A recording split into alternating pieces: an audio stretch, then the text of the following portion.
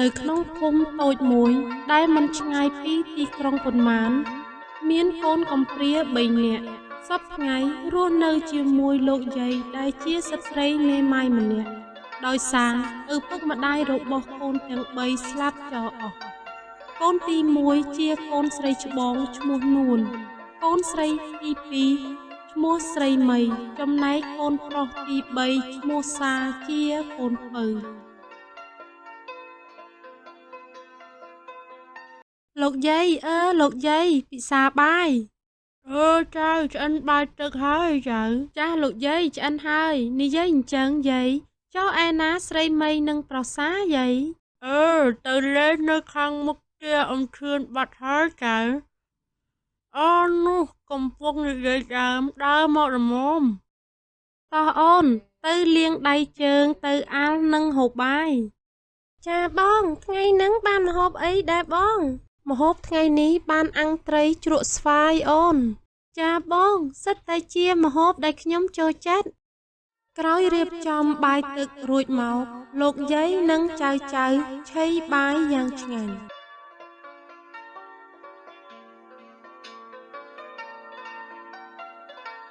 នួនអើយនួន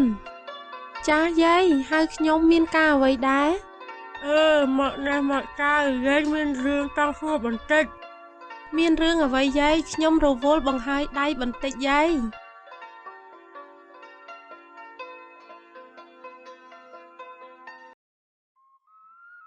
ចង់សួរនួនបន្តិចតាំងពីម្ដាយឪពុកនួនស្លាប់ទៅនួនរស់នៅជាមួយលោកយាយគ្មានការស្លៀកពាក់សមរម្យបក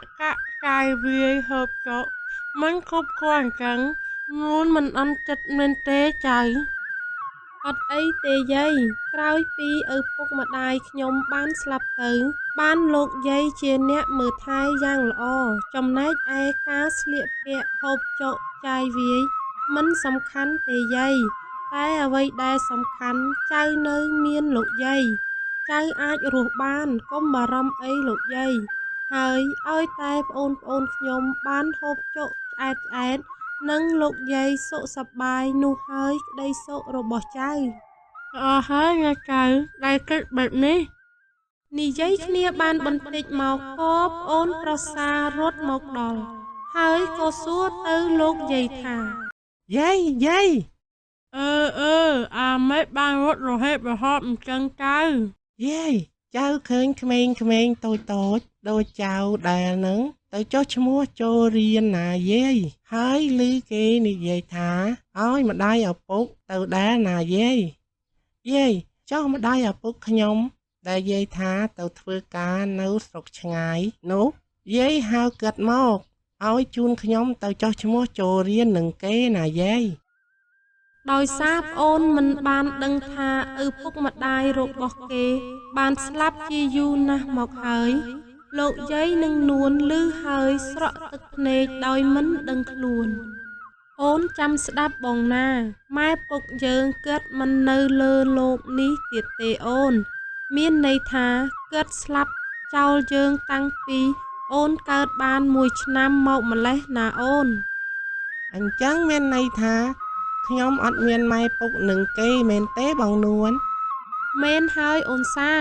យើងមិនមានម៉ែពុកដូចគេទេតែយើងនៅមានលោកយាយហើយលោកយាយក៏ដូចជាម៉ែយើងដែរណាអូនហើយការចូលរៀនរបស់អូនកុំបារម្ភអីមានលោកយាយមានបងអាចទៅចុះឈ្មោះឲ្យអូនបានចូលរៀននឹងគេដែរណាអូន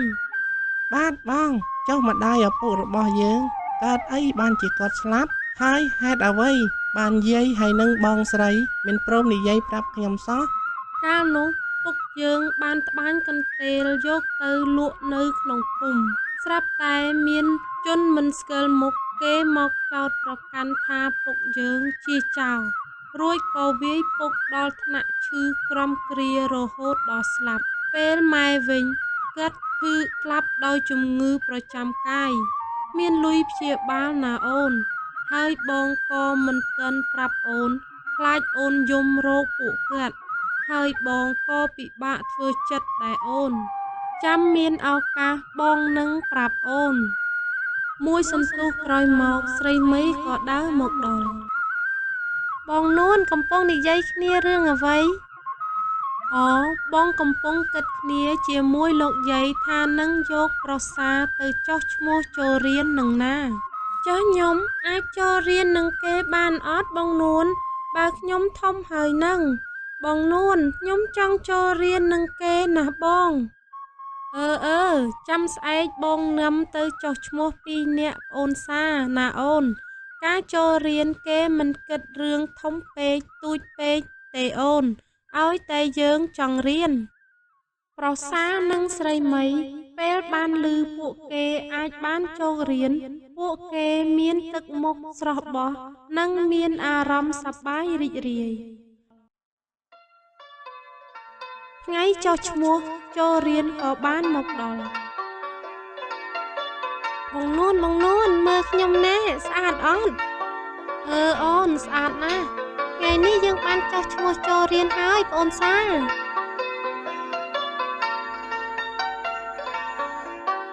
ស្រីនួនមកសាលារៀនមកធ្វើអីគេដែរចាស់មីងខ្ញុំនាំប្អូនមកចុះឈ្មោះចូលរៀននឹងគេនឹងណាអូយមានលទ្ធភាពស្អីមកចុះឈ្មោះចូលរៀននឹងគេនឹងខ្លួនកំព្រាហើយក្រទៀតមើលណស្រីមីធំហើយមករៀននឹងគេអញ្ចឹងមិនខ្មាស់គេទេអីណែឯណាទៅសម្លៀកបំពាក់និងសម្ភារៈសិក្សាទៅជឿតែមីងទៅស្រីមីទុកពេលមើលថែផ្ទះសម្បែងនឹងលោកយាយទៅមីងគ្រាន់តែក្រហើយកំព្រាអញ្ចឹងមៀតធំបន្តិចមិនអាចចូលរៀនបានមែនអ្នកមីងខុសអីទៅវាមិនខុសឆ្គងអីទេគ្រាន់តែមើលទៅវាមិនសមចាស់មីងសមឬមិនសមមិនមែនអាស្រ័យលើមាត់មីងនិយាយឯណាគឺសំខាន់លើខ្លួនខ្ញុំទេតើមីងពេលដែលមីងច័ន្ទប្រកែកមិនឈ្នះស្រីនួនក៏ត្រឡប់ទៅផ្ទះវិញយ៉ាងមួម៉ៅក្រោយមកស្រីនួននាំប្អូនទៅចុះឈ្មោះរួចរាល់ក៏ត្រឡប់មកផ្ទះវិញ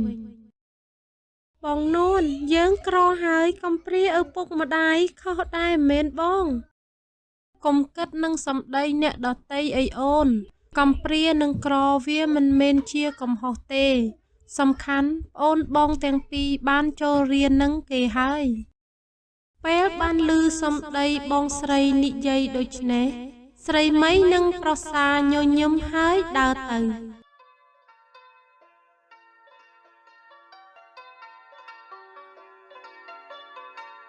លោកយាយចៅបានចុះឈ្មោះចូលរៀនរួចរាល់ហើយអូនណាចៅខំរៀនណាក្រត្រាប់ក្រចុះកុំតែក្រចំណេះនៅចុងបញ្ចប់ជីវិតក្មេងកំព្រាទាំង3នាក់រស់នៅដោយមានក្តីសុខសាន្តជាមួយលោកយាយរបស់ពួកគេ